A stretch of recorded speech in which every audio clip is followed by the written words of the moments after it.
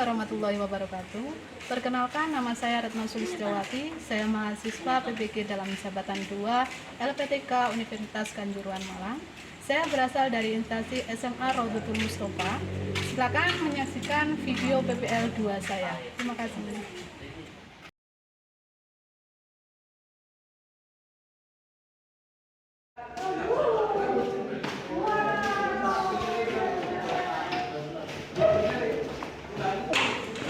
Assalamualaikum warahmatullahi wabarakatuh. Gimana kabarnya hari ini? Baik. Alhamdulillah, luar biasa. Allah, semangat sekali. Masih ingat sekarang tanggal berapa? Masih. Tanggal berapa? Tanggal 20. Luar biasa sekarang. Hari Jumat. Hari pahlawan. Hari pahlawan. Kita harus meneruskan perjuangan para pahlawan di kita, tapi tidak dengan berperang. Ya, tapi dengan apa belajar? Dengan cara belajar rajin, ya. Ya, sudah siap untuk memulai pelajaran? Bajunya dirapikan dulu, kemudian buku-bukunya dikeluarkan, alat tulisnya dikeluarkan.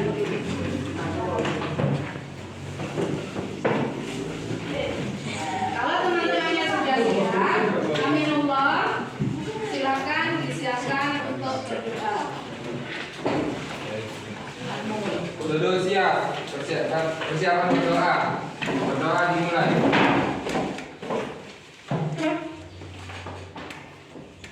Berdoa selesai. Saya absen dulu. Abdullah, Hadir. hadir ya. Agus Afan. Hadir. Kita memulai pelajaran hari ini. Kalian masih ingat materi yang kemarin? Masih. Ya, tentang apa? Tentang ekonomi. Ada pelaku ekonomi. Pelaku ekonomi ada apa saja? Yang masih ingat? Peran pelaku ekonominya? Rumah tangga, satu lagi, ya.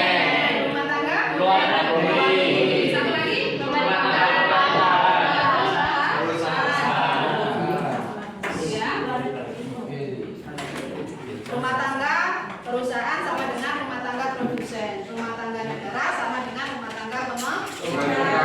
Tidak usah bingung. Aku jawabnya rumah tangga. Saya jawabnya rumah tangga produsen. Saya jawabnya rumah tangga.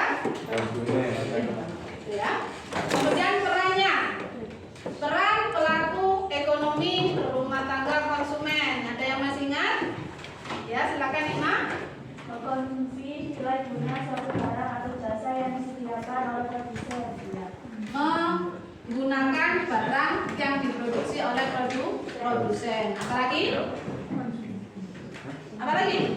Peran rumah tangga. Peran rumah tangga konsumen selain menggunakan barang yaitu mendapatkan balas jasa dari rumah tangga produsen atas faktor produksi. Kemudian yang kedua rumah tangga produsen. Siapa yang masih ingat rumah tangga produsen? Ya, Oh, Lia, silakan. rumah tangga produsen kebetulan memproduksi barang atau jasa. Yang pertama memproduksi barang atau jasa. Kedua apa? Membayar balas jasa atas faktor produksi yang diberikan oleh rumah tangga konsumen. Kemudian rumah tangga perusahaan. Siapa yang masih ingat? Rumah tangga perusahaan. Lili. Ya, sebagai apa? Rumah tangga pemerintah. Nah, rumah tangga pemerintah sebagai produsen ya. Kemudian sebagai konsumen. Rumah tangga luar negeri. Ada yang masih ingat? Ya, pilih Anis. Rumah tangga luar negeri. Tangga luar negeri di dalam negeri yaitu sebagai konsumen, produsen, investor, pertukaran tenaga kerja. Investor, kemudian sebagai produsen, sebagai konsumen. Saya kira masih ingat semua ya. Kaitannya apa dengan materi sekarang? Kalau sekarang materinya tentang permintaan dan penawaran. Pasti produsen sama konsumen, kalau produsen ini nanti menawarkan barang, kalau konsumen nanti meminta atau melakukan permintaan. Hubungannya antara pelaku ekonomi dengan materi kita sekarang tentang permintaan dan penawaran. Sebelum kita bahas materi sekarang, Bu Retno ya punya asesmen diagnosis ini ya. Untuk materi kita hari ini mengenai permintaan dan penawaran. Tujuannya apa kita mempelajari materi ini? Yang pertama, dengan model pembelajaran PBL diharapkan peserta didik dapat mendeskripsikan pengertian permintaan dan penawaran. Jadi nanti kalian bisa mendeskripsikan permintaan dan penawaran. Yang kedua, mengklasifikasikan macam-macam permintaan dan penawaran. Yang ketiga, mendeskripsikan hukum permintaan dan penawaran. Kita lihat video dulu ya. Nanti kalian cermati.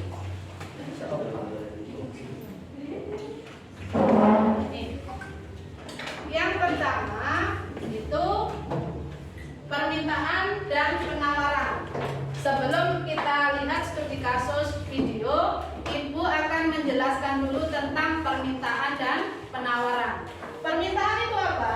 Permintaan atau demand adalah sejumlah produk atau jasa yang diminta atau dibeli oleh konsumen pada tingkat harga tertentu, pada suatu tingkat harga tertentu. Jadi yang dijadikan patokan di sini, yang permintaan itu adalah konsumen. Konsumen itu ingin apa?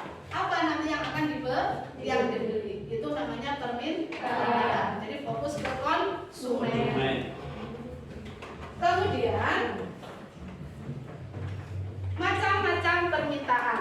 Permintaan ini bila dilihat dari jumlah permintaannya, itu ada permintaan individu dan kelompok nantinya. Permintaan individu adalah jumlah permintaan masing-masing individu terhadap barang atau jasa pada tingkat harga tertentu. Pastinya ya, tiap individu itu punya keinginan, punya permintaan berbeda. Misalnya Nikma ingin beli kerudung warnanya hitam, kesukaannya warna hitam. Kemudian Lili sukanya warna merah. Pasti permintaannya akan berbeda. Tiap individu punya permintaan masing-masing. Anak kembar pun ya pasti juga memiliki permintaan yang berbeda. Paham ya? Itu berdasarkan permintaannya. Ada permintaan individu yang pertama. Yang kedua, permintaan pasar. Permintaan pasar adalah gabungan jumlah permintaan individu-individu terhadap barang atau jasa pada tingkat harga tertentu secara horizontal. Jadi tiap individu-individu dijadikan satu, dikelompokkan menjadi permintaan pasar. Kemudian permintaan berdasarkan daya belinya. Ini ada 3. Yang pertama, permintaan efektif. Permintaan efektif adalah permintaan yang disertai daya beli, kemampuan untuk membeli. Ya, jadi ada daya beli, ada kemampuan untuk membeli, dan ada tindakan pembelian. Misalnya Lucky punya uang 50.000, kepingin beli sepatu seharga 50.000. Dia punya uang, kepingin beli, kemudian membeli. Itu namanya permintaan efektif. Jadi ada uang, ada keinginan, ada permintaan, dia melakukan pembelian. Itu permintaan efektif. Yang kedua, permintaan potensial. Permintaan yang disertai daya beli, kemampuan untuk membeli, tapi belum melakukan pembelian. Saya punya uang 10.000, kemudian ingin membeli bakso seharga 10.000, tapi saya belum beli, belum melakukan tindakan. Itu namanya permintaan potensial.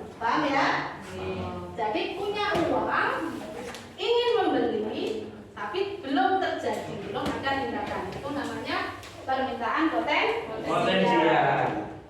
Kemudian permintaan yang ketiga permintaan absolut, yaitu permintaan tanpa disertai daya beli dan kemampuan untuk membeli. Ingin sepatu, tapi tidak punya uang, ya. Kemudian apa? Tanpa disertai daya beli. Kemudian belum beli pastinya. Itu namanya permintaan absolut. Paham? Kemudian gunanya apa? Untuk melihat kalian itu sukanya belajar seperti apa? Suka berkelompok, suka dengan mendengarkan, atau melihat, atau diskusi dan sebagainya. Kalian kerjakan dulu ya. Hukum permintaan? Tidak. Hukum permintaan adalah hukum yang menjelaskan tentang adanya hubungan yang bersifat negatif. Negatif itu maksudnya berbanding terbalik. Jika harga naik, barang yang diminta itu turun. Jika harga barang turun, barang diminta akan naik. Seperti apa contohnya? Misalnya, harga ballpoint itu 5.000. 5.000, kamu akan membeli tidak? Beli. Harga ballpoint 5.000 yang beli 10 orang. Tapi kalau harga ballpointnya dinaikkan jadi 15.000, kemungkinan orang tidak akan membeli. Ya kan? Kan hanya 5 orang saja yang beli. Itu hukum permintaan. Jadi hukum permintaan itu berbanding terbalik. Jika harga naik, barang yang diminta turun. Jika harga turun, barang yang diminta naik. Paham ya ini? Jangan sampai terbalik. Kemudian sekarang penawaran. Penawaran adalah jumlah barang, ya, jumlah barang yang mampu dan tersedia untuk dijual oleh produsen. Jadi yang jadi fokus ini adalah seorang produsen yang ingin menawarkan barangnya, yang ingin menjual barangnya. Itu namanya penawaran. Kalau permintaan tadi fokus ke konsumennya yang ingin meminta suatu barang. Kalau penawaran fokus ke produsennya. Oke, ingat-ingat ya. Ya. Kemudian macam-macamnya. Jenis-jenis penawaran ini bisa dibedakan menjadi dua. Yang pertama penawaran pasar, yaitu jumlah total dari penawaran barang atau jasa yang telah dilakukan oleh seluruh penjual atau produsen pada tingkat harga. Hukum penawaran ini berbanding lurus. Kalau harganya naik, barang yang ditawarkan juga akan banyak. Kalau harganya turun, barang yang ditawarkan juga turun.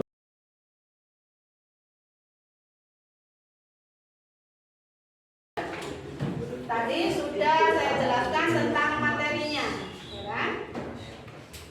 Kemudian kita lihat contoh studi kasus dari kita, ya. Kalian cermati, kalian dengarkan, ya. Jangan bergurau sendiri.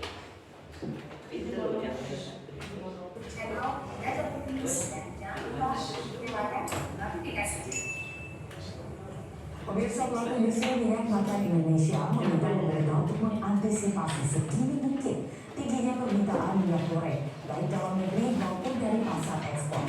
Konsumsi minyak goreng diperkirakan akan semakin tinggi. Dalam kesempatan yang sama, Direktur Eksekutif Gabungan Industri Minyak Nabati Indonesia atau KIMI, Sahat Sinaga menyebut tingkat konsumsi domestik tahun ini diperkirakan akan naik menjadi 37% dari tahun 2020 sebesar 35% dan tahun 2019 sebesar 31%. Jika tingkat konsumsi dalam negeri masih berkisar 37%, sulit bagi Indonesia yang merupakan produsen terbesar dunia minyak sawit menjadi penentu harga atau price leader karena sebagian besar produk minyak sawit untuk memenuhi kebutuhan ekspor.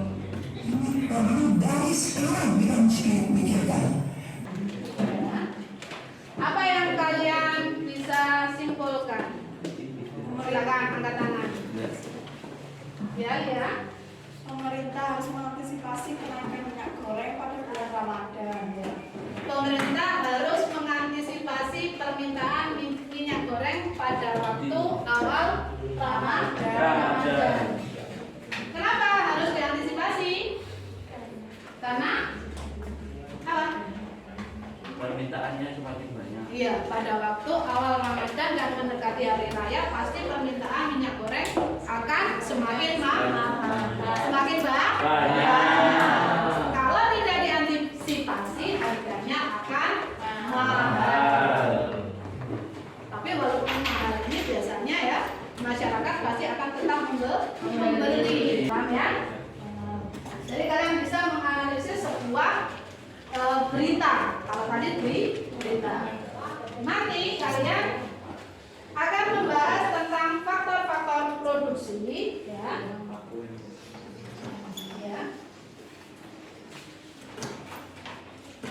Faktor-faktor produksi.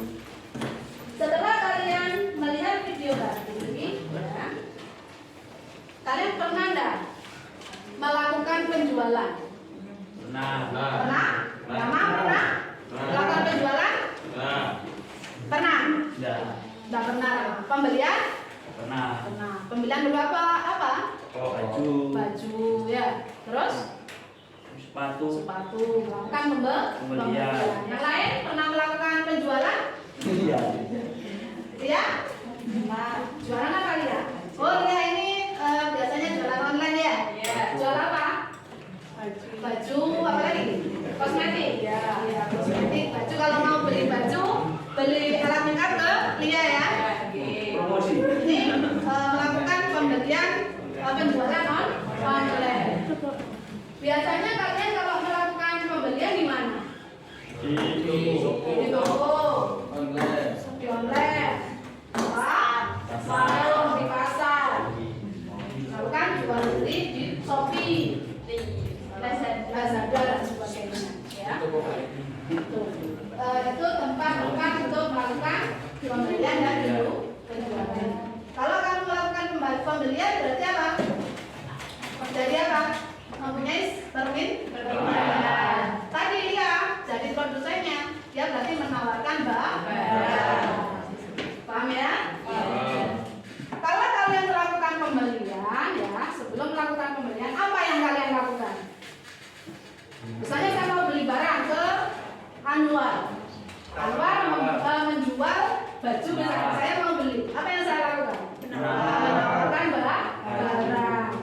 Menawarkan barang dengan harga yang sesuai. Misalnya menurut saya kemahalan, saya tidak akan beli. Kalau menurut saya cocok, harganya cocok, barangnya cocok, pasti akan beli.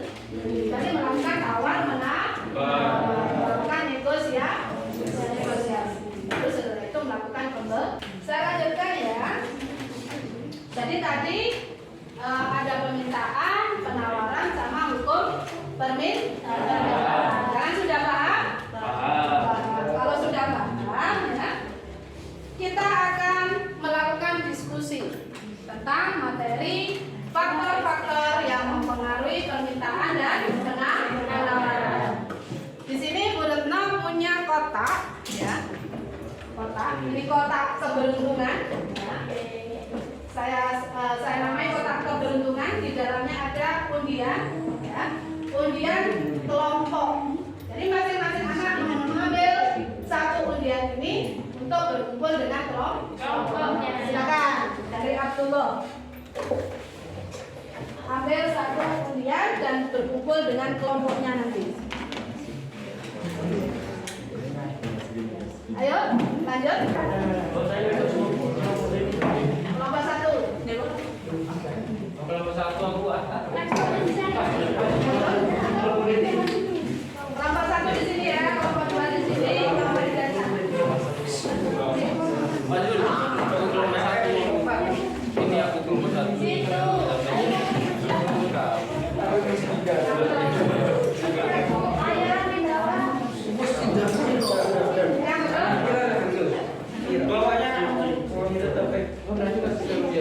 Sudah berkumpul dengan kelompoknya.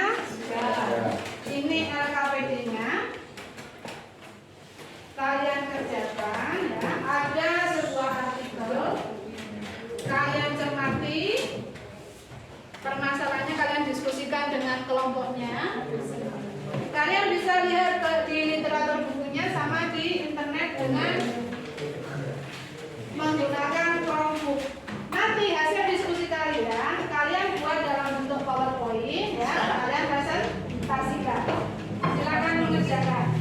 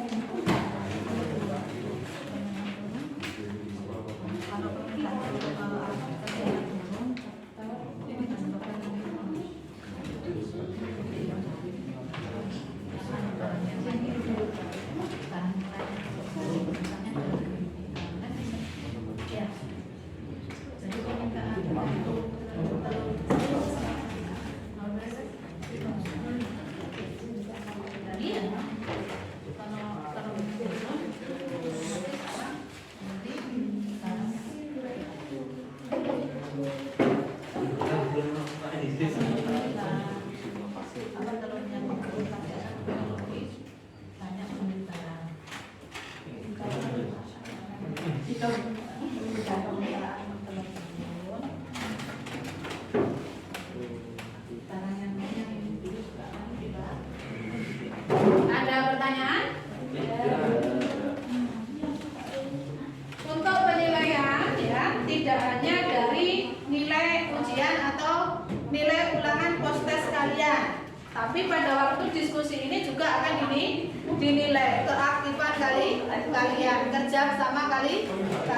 Yang perlu diingat ya, tiap-tiap anggota kelompok ini menyampaikan pendapatnya tentang artikel ini, kemudian dirangkum, baru dijadikan jawaban, kemudian dibuat di PowerPoint dan dipresentasikan. Ketua kelompok, kamu wajib ya mengambil jawaban dari teman-teman tadi. Jadi wajib supaya kelompoknya aktif. Tidak hanya diam saja mengandalkan ketua kelompok. Satu orang dijadikan. Tadi apa saja penilaiannya? Dari keaktifan diskusi, kemudian presentasi kelompok, kegiatan diskusinya, tanya jawabnya, kemudian nanti ada terakhir ada pos.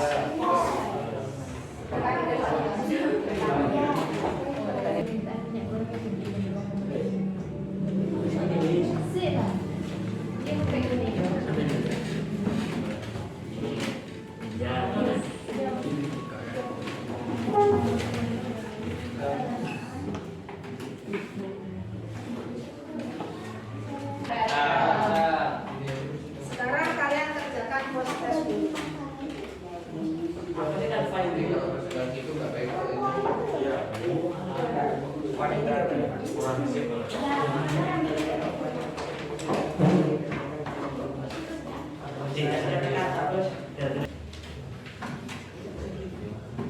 Sudah ya, kumpulkan ke depan. Kumpulkan ke depan.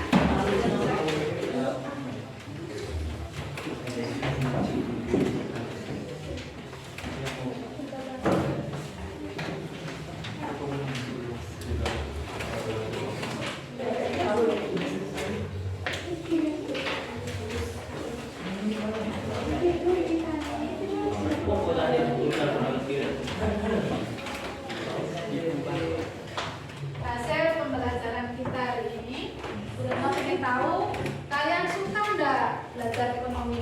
Suka. Kalian tuliskan di sini ya. Suka nggak belajar ekonomi? Kemudian apakah kalian suka dengan materi hari ini? Tidak. Kemudian ada kesulitan dalam kegiatan pembelajaran?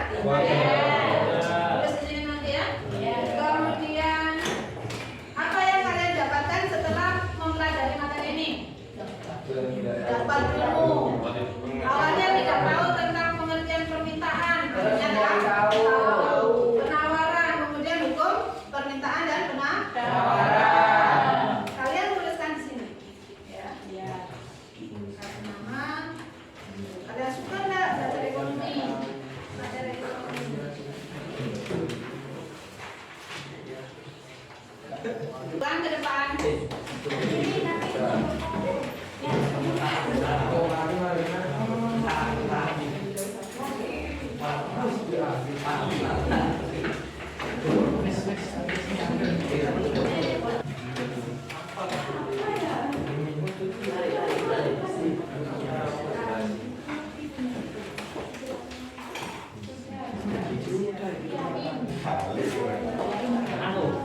Aku nih bos.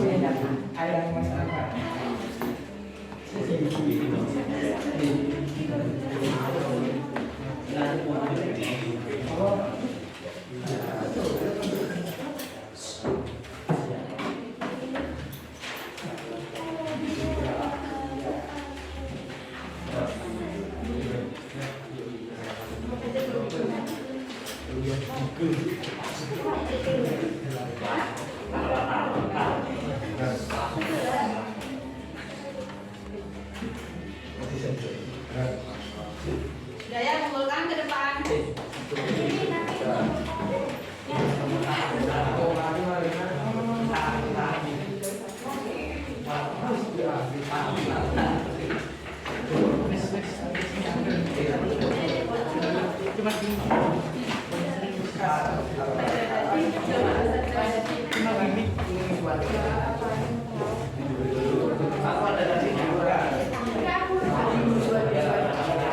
Ada yang belum?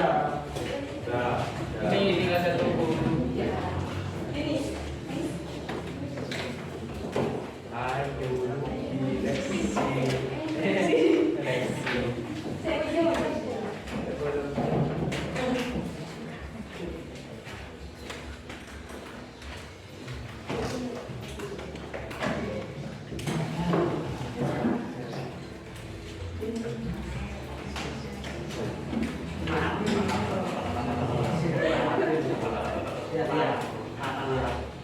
Sudah semua? Untuk pertemuan yang akan datang, kalian selesaikan diskusi tadi ya. Kamu rangkum di LKPD-nya, kemudian kamu tuangkan di PowerPoint-nya. Pertemuan yang akan datang kamu presentasikan. Nanti siapkan satu teman untuk moderator, ya. Kemudian yang satunya sebagai operator. Ada yang membacakan presentasinya tadi, hasil kerjaan kalian. Kemudian ada yang menjawab, tapi ya jangan satu saja yang menjawab ya, semua satu kelompok kerja satu. Jangan hanya mengandalkan satu orang saja. Paham ya? Pertemuan yang akan datang, materinya berarti apa? Mempresentasikan atau menyajikan hasil diskusi kalian berupa PowerPoint. Tadi untuk membuat PowerPoint, template-nya diambil dari Canva, nggak apa-apa. Tapi bagus. Template-nya lebih menarik. Ada yang kesulitan membuat PowerPoint? Tidak. Jadi minggu depan kalian presentasikan. Kemudian sekarang kamu masukkan bukunya, kalian berdoa terlebih dahulu sebelum. Jadi berdoanya setelah teman-teman kalian sudah siap.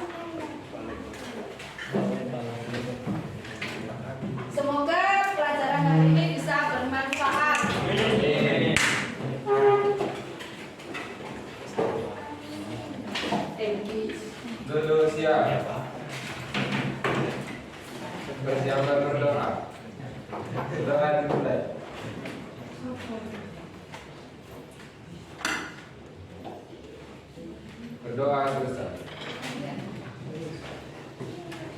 Assalamualaikum warahmatullahi wabarakatuh.